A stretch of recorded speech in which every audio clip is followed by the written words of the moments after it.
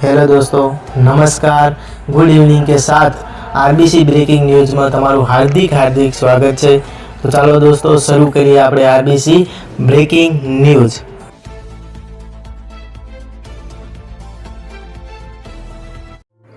સપનાઓ ભરી ઉડાન, શિક્ષકોએ સ્વખર્ચે વિદ્યાર્થીઓને પહેલીવાર કરાવ્યો ફ્લાઇટનો અનુભવ। તમિલનાડુના તુકુડી ગામનો આ વિડીયો થયો વાયરલ।